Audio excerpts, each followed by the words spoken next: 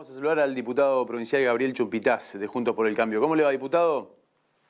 Muy buenos días, gracias por la comunicación. No, gracias por atendernos. Bueno, decíamos que hay que mirar la película completa, que es una película que va a ser larga probablemente esta, y que se empieza a abrir y que tiene muchos capítulos. Va a ser más una serie onda Game of Thrones, me parece, más que película. Pero es importante ver un poco la película completa para entender algunas cuestiones y sobre todo de una discusión que se va a venir de aquí en más y que tiene que ver con el Congreso de la Nación, que va a discutir finalmente la expropiación de Vicentín. Ahora, la provincia de Santa Fe no solamente no queda ajena a esta discusión, sino que estamos hablando de un tema central para los santafesinos. ¿Qué visión tiene de la decisión del gobierno nacional? ¿Qué es lo que pudo ir hablando con sus pares en la provincia de Santa Fe y también a nivel nacional? En primer lugar, la aclaración tiene que ver con que estoy totalmente en contra de esta medida que tomó el gobierno, una medida totalmente autoritaria, fuera de la ley, entendiendo que Vicentín es un grupo empresario que ingresó en una fase de concurso preventivo y para eso la ley establece ciertos mecanismos.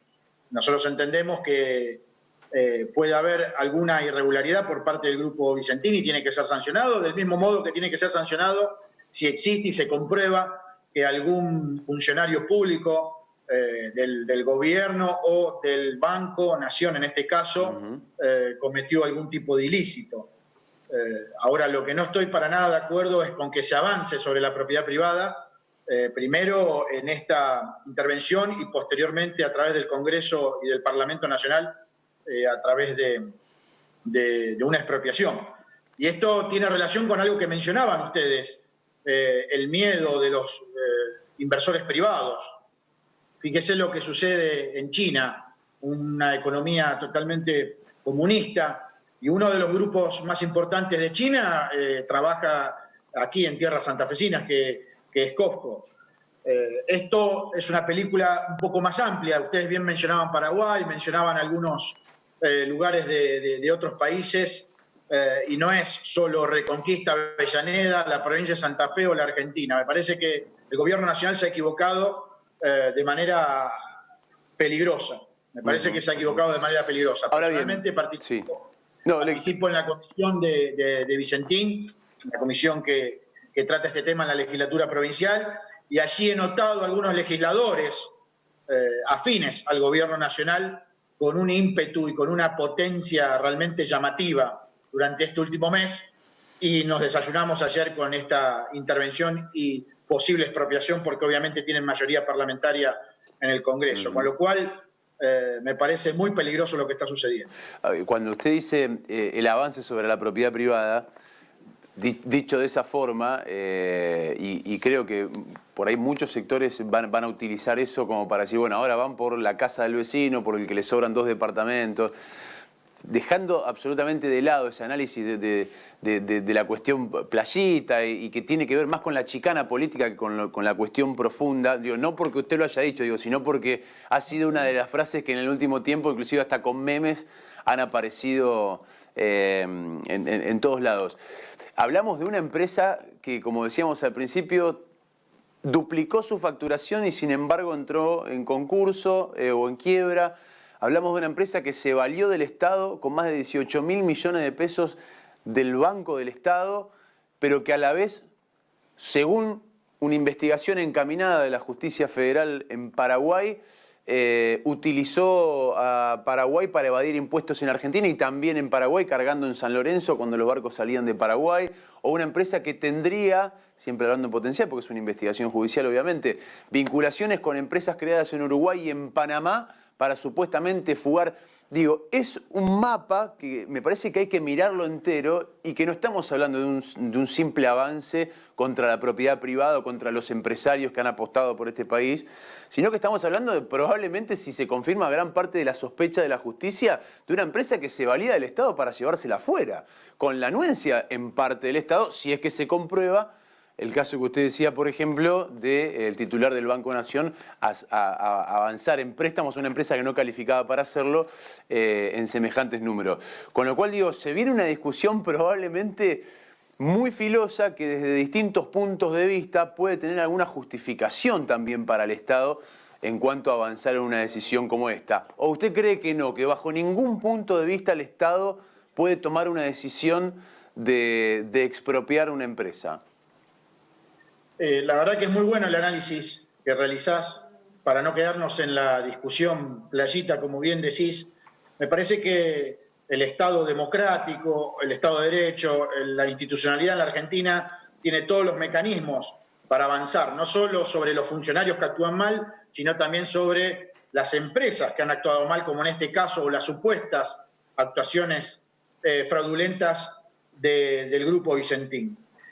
Insisto, hay una ley de concursos y quiebras en donde se ponen de acuerdo los acreedores, bien mencionaban más de 2.600 acreedores, que tranquilamente se podría haber avanzado, pero siempre dentro del marco de la ley, no ante esta inconstitucionalidad de expropiar a una empresa privada o a un grupo empresario, porque la verdad que esto ante la imagen pública, ante la imagen internacional, es muy preocupante, porque esto replica en Venezuela y ya esto no es un meme hablando de Chávez o de Maduro o de Fidel Castro. Esto ya es una realidad cuando se está expropiando. Hoy hablé con muchísimos productores, hablé con funcionarios de empresas también importantes aquí en la provincia de Santa Fe y la preocupación es altísima. Fíjese que el mismo ministro de Producción de la provincia de Santa Fe se opuso, más allá de que el gobernador Omar Perotti haya dicho que estaba a favor. Con lo cual se va a armar un debate importante alrededor de esto, pero coincido plenamente con lo que planteabas, es un debate mucho más de fondo y no tiene nada que ver con lo fraudulento de la empresa, lo fraudulento del banco o de algún funcionario, sino que esto es una cuestión mucho más importante que es político, ideológico y que yo estoy de acuerdo con esto que se plantea que vamos camino a Venezuela si seguimos avanzando de esta manera. Ya lo vivimos con YPF, lo vivimos con el caso Sicone, lo vivimos con Aerolíneas Argentinas. Esto no es un hecho aislado, esto es un hecho totalmente pensado y claramente que es una estrategia nacional por parte de un grupo de poder, justamente un grupo político. Y respecto, y ya para cerrar este tema, si te parece la soberanía alimentaria, me parece una frase totalmente fuera de lugar. Me parece que tenemos que terminar con esto, como dice Miguel Ángel Pichetto, del pobrismo. La gente necesita trabajo genuino, la gente necesita que le demos dignidad y no que le demos totalmente todo el tiempo planes y estemos hablando constantemente de los pobres cuando atacamos a quien genera verdaderamente la riqueza, que son los pequeños empresarios, son los emprendedores, son los comerciantes. Cuando nosotros hablamos de inversiones no tenemos que hablar de inversiones extranjeras, nosotros tenemos que hablar de pequeños inversores, el que abre una pilchería en Santa Fe, en Rosario, en Reconquista, el que abre una roticería que le da trabajo a 2 o 3 personas. Las economías del mundo que crecieron y que salieron adelante son las que se basaron en las pymes. Te puedo poner un ejemplo muy cortito. Después de la Segunda Guerra Mundial, los 3 países más afectados salieron apalancándose justamente en las pymes. Estamos hablando de Italia, estamos hablando de Alemania y estamos hablando de Japón. Gabriel, no termino de comprender por qué sería una mala idea intervenir una empresa que está casi quebrada o está camino a la quiebra. Nos está interviniendo una empresa próspera con números en blanco, con números que pueden anunciar buenos negocios para el país. Por el contrario, una empresa que dejó un pagadiós enorme, que dejó 2.600 acreedores, una deuda gigante con el Estado Nacional, no solo con el Banco Nación, sino con la FIP, que tiene 7.000 empleados. ¿Por qué sería una mala idea que el Estado intervenga? Porque cuando ocurre en Europa son buenas noticias y cuando ocurre en América Latina son noticias malas.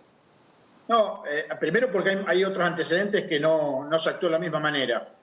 El caso de ejemplo es el grupo Indalo, el grupo de Cristóbal López, que debía $8.000 millones. Con lo cual, y así hay muchísimos ejemplos. Ahora, si cada empresa que funciona mal en la Argentina se la va a expropiar, bueno, la mitad de las empresas tendrían que ser expropiadas. Y además, y acá no quiero hacer una chicana, pero sí quiero hablar puntualmente de que se van a hacer cargo personas que nunca manejaron el rubro agroalimenticio, nunca manejaron el tema de exportaciones, nunca manejaron el tema puertos. La verdad que había otras alternativas que están dentro de la ley, que es continuar justamente dentro del marco de la ley de concursos y quiebras, y no avanzar con una intervención y una posterior expropiación en el Congreso Nacional y en el Parlamento. Sí, Me sí, parece que esa es una mala decisión estratégica del presidente. Esa es una discusión que está buena, plantear si es el síndico el que debe tomar una medida de estas características o es el Poder Ejecutivo, que yo comparto esa duda con vos. Pero bueno, el tema, Indalo no llega a comprender por qué la relación con Indalo. Indalo tengo entendido que suspendió la persecución penal del Estado, empezando a pagar el plan de cuotas con la FIP. No llegué a comprender bien por qué la comparación, pero vuelvo a lo mismo. Sí. No estaba siendo bien administrada Vicentín. Parecía que estaba en un momento en donde inevitablemente iba a chocar el tren, cosa que sucedió, bueno, con la cesación de pagos en diciembre del año pasado. Pero bueno, es una discusión que tendrá que decidir el Congreso, como se dijo acá. La expropiación depende del Congreso, no depende del Poder Ejecutivo o de la lapicera de Alberto Fernández, y evidentemente, según lo que adelantaste, Gabriel, vos y el bloque van a votar en contra, ¿no? Sí, nuestro bloque de diputados obviamente votará en contra. Yo no considero que sea una decisión del Congreso, por lo que escucho a los diputados del kirchnerismo, obedecen órdenes estrictas del Poder Ejecutivo, obedecen órdenes estrictas de la expresidenta Cristina Kirchner.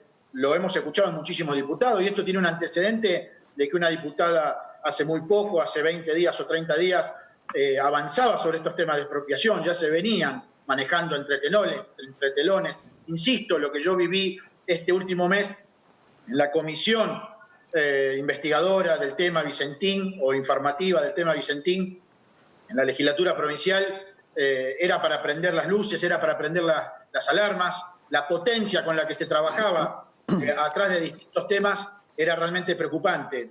Y lo que yo digo, si cada empresa que va a funcionar mal va a ser intervenida y expropiada, estamos en un problema en la Argentina. Me parece que existe una ley que es, por un lado, sancionatoria, y por otro lado, la que permite recuperar y poder pagarle a estos acreedores a través de los activos de la empresa, que superan ampliamente los 1.350 millones que se mencionan en el concurso de acreedores. Diputado, quería volver sobre un punto anterior que estaba mencionando en una de sus respuestas. ¿Pudo charlar y estuvo dialogando con empresarios santafesinos que mostraron preocupación tras las definiciones de Alberto Fernández en la tarde de ayer?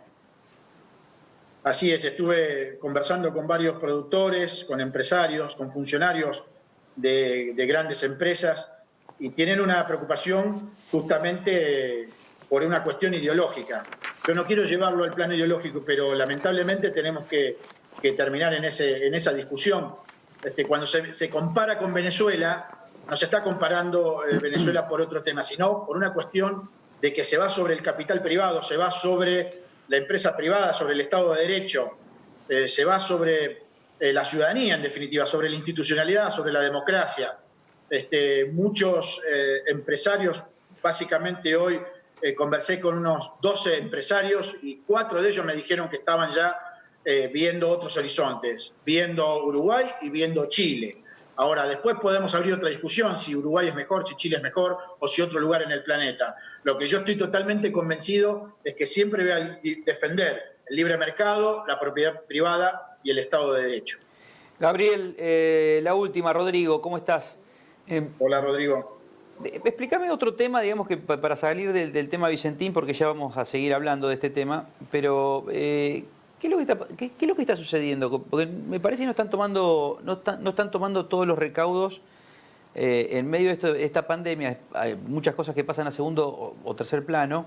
Lo que está sucediendo, el impacto medioambiental de los incendios, de las quemas, a propósito, digamos, de pastizales en las islas. Hay una queja constante, digamos, de muchos vecinos. Estoy leyendo, muy pocos medios de comunicación lo toman, y es de una alta preocupación, digamos, sobre todo para no solamente la ciudad de Rosario, sino para todo el sur de la provincia de Santa Fe. Sí, claramente esto hoy queda en segundo plano porque el tema de discusión es la expropiación y es Vicentín, pero estamos hablando ya no son un problema de Rosario, de Santa Fe o de la provincia de Entre Ríos, estamos hablando de un problema de estrategia nacional. Y no estoy siendo exagerado.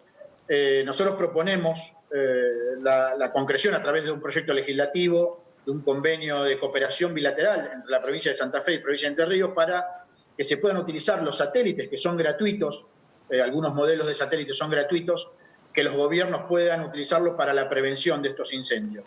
Incendios de pastizales, puntualmente en las islas del Alto Paraná, en la zona de Entre Ríos. Yo quiero hacer una comparación muy puntual con lo que estamos viviendo hoy con el coronavirus y por qué esto es un problema de estrategia nacional y medioambiental.